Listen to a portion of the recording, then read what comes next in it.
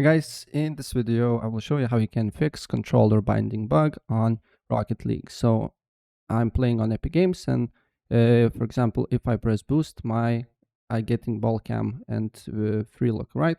So what you need to do here, if your controller bindings is bugged, is quite easy. So you just need to simply go to your desktop and close the Steam.